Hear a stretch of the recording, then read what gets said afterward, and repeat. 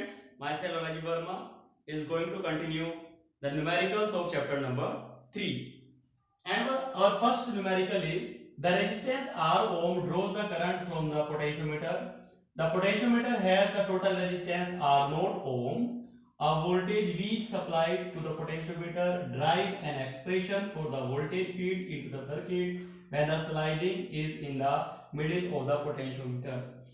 Yani this arrangement is a potentiometer which is given in the question. AC is a potentiometer wire and having the resistance R naught ohm. A resistance R is connected by the external circuit which is connected in the middle of this potentiometer wire. What it means? It means the resistance of the potentiometer may be divided into two parts, R naught by 2 and R naught by 2. We have to calculate the potential at this resistor or this circuit.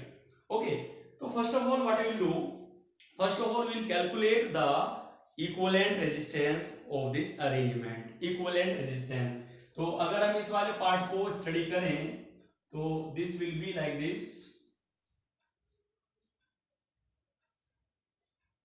Here this is R naught by 2, R naught by 2 and R. This point is A, this point is C, and we want to calculate the equivalent resistance.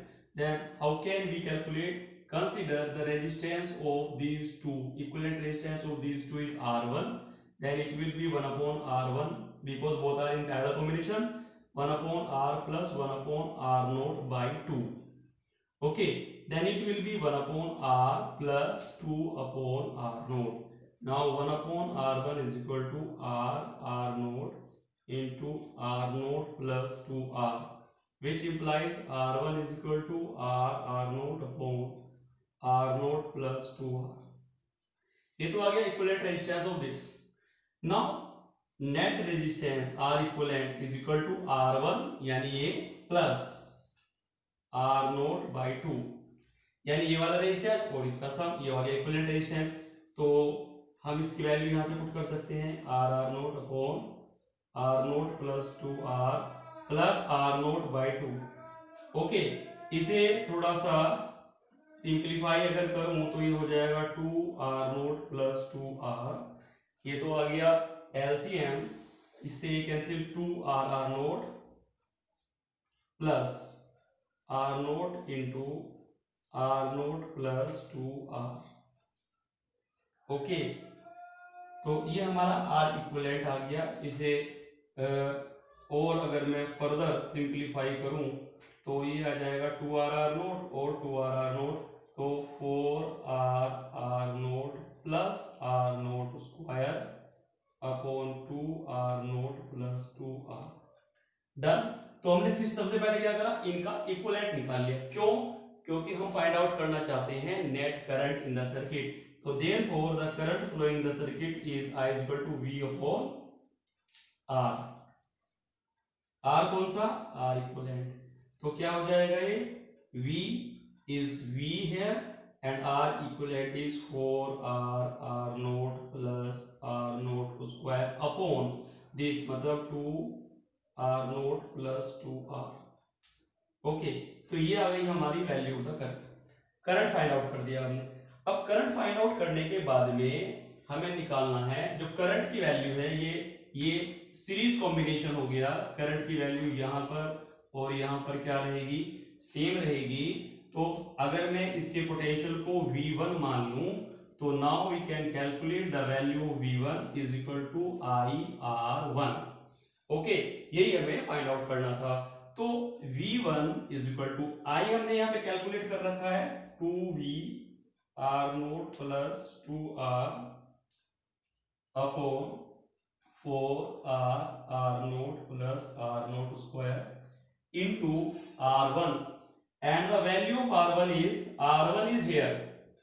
This is R naught upon R naught plus 2R. Okay.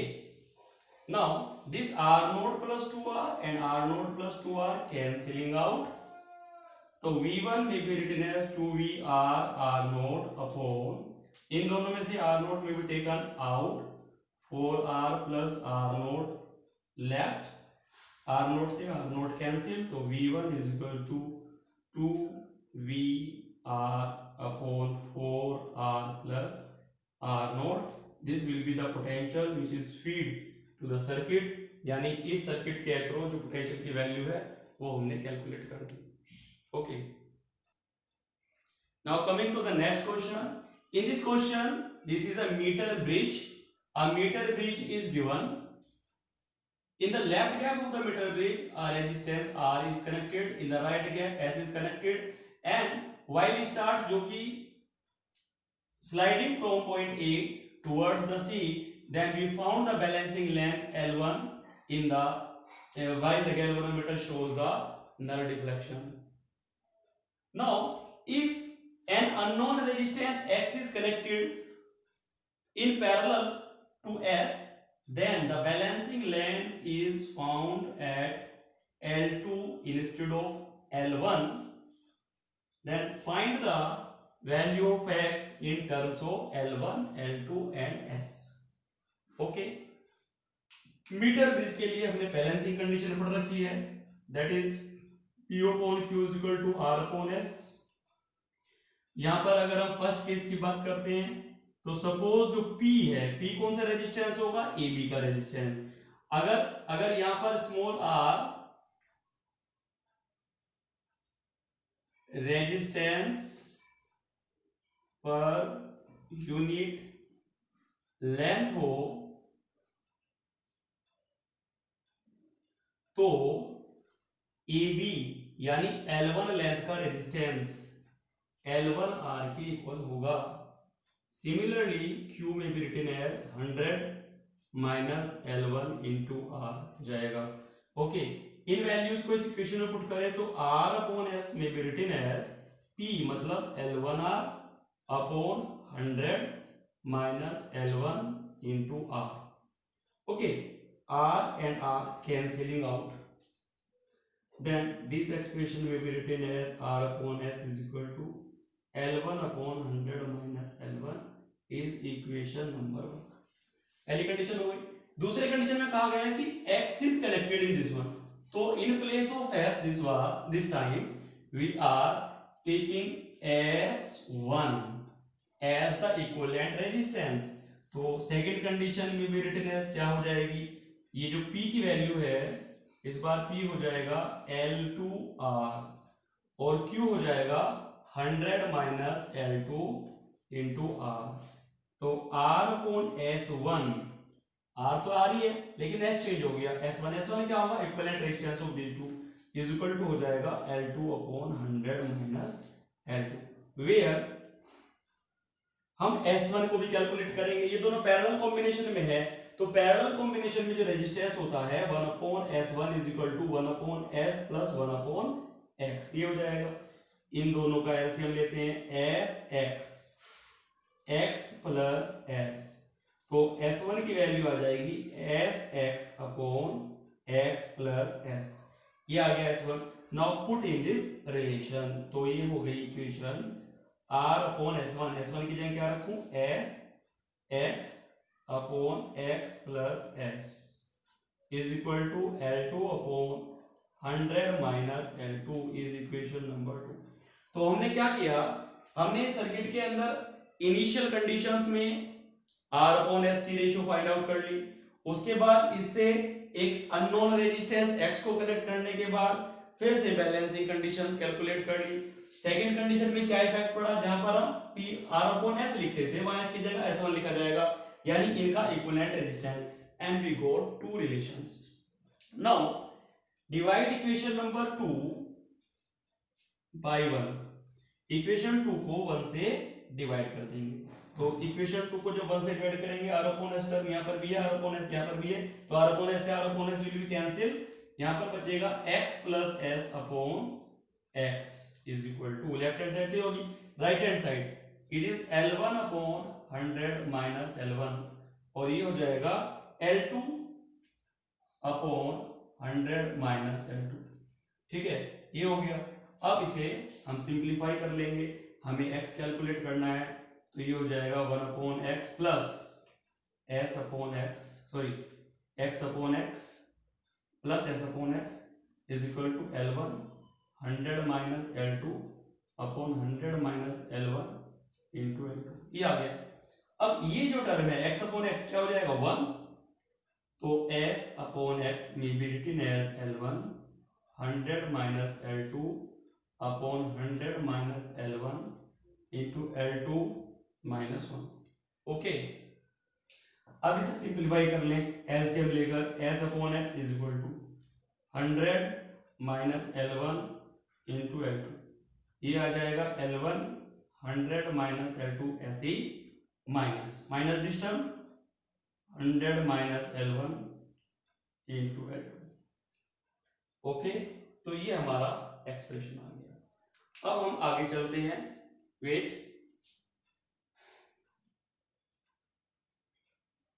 तो next जो है ये हो जाएगा s upon x is equal to, इसको अगर थोड़ा सा सिंप्लीफाई करें तो 100 L1 minus L1 L2 minus 100 L2 plus L1 L2 upon 100 minus L1 into L2। Okay, ये L1 minus L1 L2 plus minus क्या है, दोनों कैंसिल हो गए। इन दोनों में से 100 में भी taken as common, L1 minus L2 upon 100 minus L1 into L2, ये आ गया s अपॉन एक्स।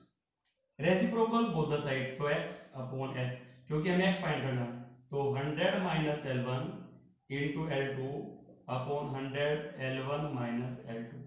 ओके, तो ये आ गया। अब आगे चलते हैं। नाउ x में भी written as 100 minus L1 into L2 upon 100 L1 minus L2 into s. This is the required solution for x. This is the required solution for x in terms of L1, L2 and s. Okay. Now coming to the next question. The question is determine the current in each branch of the network.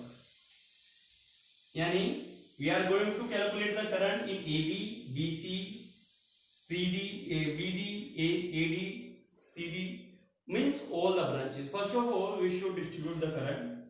So consider I1 plus I2 be the current which is flowing from this cell to the circuit. Here the current is distributed amongst two branches. Consider here the current is I1, then obviously I2 will be the current which flows through AD. Okay, moving further. At this point, suppose I3 be the current flowing through branch BD, means I current is distributed amongst two, I3, and remaining current is start flowing through the next branch I1 minus I3. Remaining means I3, I1 minus I3. Okay, now coming to this point, I3 current is reaching or approaching to this point, I2 is also approaching, then here I2 plus I3 with the current which passes through CD. Now reaching to this point, I2 plus I3 and I1 minus I3, I3 cancelling out, so I1 plus I2 with the current ejecting out from point C. तो कहने का मतलब ये हुआ कि जितना current इस circuit के अंदर एक एंड पर एंटर कर रहा था, if we are obtaining the same, इसका मतलब क्या हुआ कि जो हमारा डिस्ट्रीब्यूशन ऑफ द करंट है इट इज करेक्ट, हमारा करंट डिस्ट्रीब्यूशन इसके अंदर सही हो गया। अब हम कंसीडर करेंगे इसमें लूप्स, किरचॉफ्स रूल को अप्लाई करके। In loop A B D A, सबसे पहले हम लूप लेते हैं ये A B D A, starting from A, तो यहां पर रेजिस्टेंस है 10, करंट I1 है तो वोल्टेज हो गई 10 I1, this is the voltage drop at this point.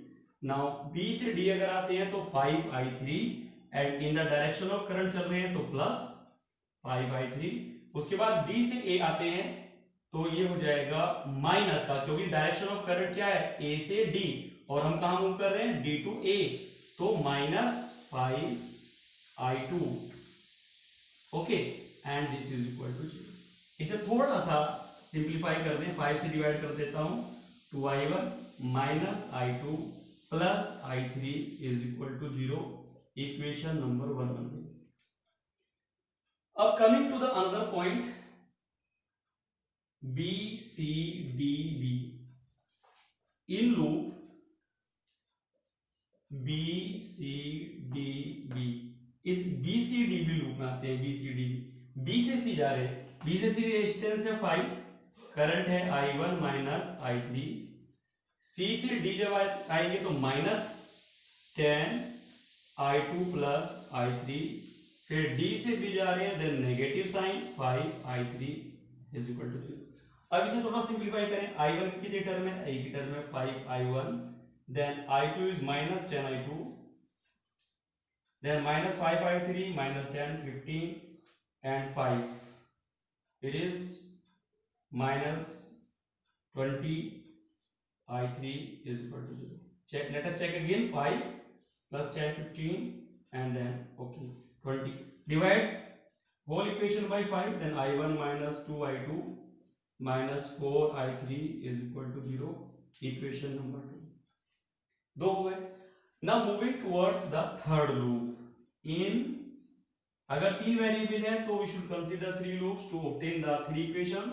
इसे E मान लेता हूं, A D C E A, in loop A D C E A, इस लूप को लेता हूं A D C E A, तो A से D तक जाते हैं तो ये आ जाएगा 5 I2 then plus 10 I2 plus I3 then -10, then here it is plus 10 I1 plus I2 and then is equal to 0। Okay, अब I1 वाली कितनी टर्म है, ये है 10 I1 ओनली, तो दिस इज 10 I1, I2 वाली टर्म है 5 और 10 15, 15 और 10 25। अब I3 को देखिएगा, 10 I3 is equal to 10, divide complete equation by 5, so this is 2 I1 plus 5 I2 plus 2 I2 is equal to 2, equation number 3। okay, after this we have obtained the three equations। now we can simplify these equations to find the values of I1 I2 and I3। yani first of all solve equation number 1 and 2, then you will get 2 equations, then 2 and 3, then you will get 2 equations, then simplify them, then we will get the answers for I1 I2 and I3। now coming to the next question, an infinite network is given where the 3 resistance of 1 ohm are connecting in sequence, and here we have to find out the current drawn from 12 volt supply with 0.5 ohm resistor which is connected to this circuit। तो हम इसमें क्या consider करते हैं, actually similarity is 1 ohm 1 ohm 1 ohm, 3 resistors are connecting again and again up to infinity, तो हम इसमें मान लेते हैं कि let R equivalent of the circuit is X, इस पूरे सर्किट का इक्विवेलेंट रेजिस्टेंस हमने X मान लिया। नाउ द सर्किट में be drawn as this one this one, means there will be no effect on the infinite network if we are taking one out of the infinity sequences। यानी इनमें से एक sequence मैंने रख ली, सिर्फ infinity में से एक ले ले तो इक्विवेलेंट पर कोई इफेक्ट नहीं पड़ेगा, बाकी सब क्या हुआ, बाकी इस सब का इक्विवेलेंट हो गया x, तो सर्किट किस में कन्वर्ट हो गया, सर्किट इसमें कन्वर्ट हो गया। Now these two are in parallel, अगर मैं इनको पैरेलल कॉम्बिनेशन कैलकुलेट करूं तो 1/r1x is equal to 1/r1 plus 1/rx। Okay, इसे मान लेता हूं r1, this is r2, this is r3 suppose, तो 1/r1 is 1, this is x, तो ये हो गया x plus 1/x, इससे r1x is equal to x/x plus 1, तो ये हमें ये पैरेलल कॉम्बिनेशन मिल गया। तो देयरफॉर R इक्विवेलेंट क्या हो जाएगा, इन तीनों का सीरीज, तो R2 plus R1x plus R3, यानी इन तीनों का सम, ये है 1 plus this is x upon 1 plus x या x प्लस 1 प्लस 1, तो ये हो गया 2 plus x upon x plus 1। Okay, अब हम इसका एलसीएम लेते हैं, एलसीएम लेंगे तो x प्लस 1 आएगा और ये हो जाएगा 2x प्लस 2 प्लस x, यानी it will be 3x plus 2 upon x plus 1। ये हमारा इक्विवेलेंट रेजिस्टेंस आ गया। जबकि जबकि हमने मान रखा था कि इक्विवेलेंट रेजिस्टेंस कितना है, x है। तो now we can put the value of equivalent resistance as x। This is 3x plus 2 upon x plus 1 by cross multiplication we get x square plus x is equal to 3x plus 2 या x square minus 2x minus 2 is equal to 0। ये equation आ गई। क्या equation आ गई हमारी, x square minus 2x minus 2 is equal to 0। we got this relation। अब हमें इसे simplify करना है, तो क्वाड्रेटिक रिलेशन से कर सकते हैं, minus b plus minus under root b square minus 4ac upon 2a, ये इक्वेशन हम अप्लाई कर सकते हैं। ओके, तो इसमें वैल्यूज पुट करें तो माइनस के b माइनस 2 है plus minus under root minus 2 square minus 4a1 c is minus 2 upon 2 into a is 1। Okay, now this is 2 plus minus under root 4 minus minus plus 8 upon 2, this is 2 plus minus 12 4 into 3 12 upon 2, this is 2 plus minus 2 under root 3 upon 2, यानी the value of x is 1 plus minus under root 3। तो 1 minus under root 3 negative हो जाएगी, तो we can take x is equal to 1 plus under root 3 या 1 plus 1.732, this is 2.732 ओम। तो equivalent resistance हमने निकाल दिया, लेकिन हमें एक चीज और करनी थी इसमें कि current, find the value of the current, current find out करना था। तो to calculate the value of the current, current की वैल्यू फाइंड आउट करने के लिए हम इसमें रिलेशन अप्लाई कर सकते हैं, I is equal to E upon R plus small r। तो the value of potential is supply is 12 volt, R is the external resistance which is given 2.732 plus internal resistance is 0.5, then it will be 12 upon 2 point, और ये हो जाएगा इसको add कर देंगे तो 2 3 12 1 3 3.232। Okay, it may be suppose approximate 3.2, so after simplification we can get the value of the current and it will be approximate 3.7 amperes। लगभग इतनी वैल्यू आ जाएगी जब हम इसको फाइंड आउट करेंगे। तो in this way we can solve this question।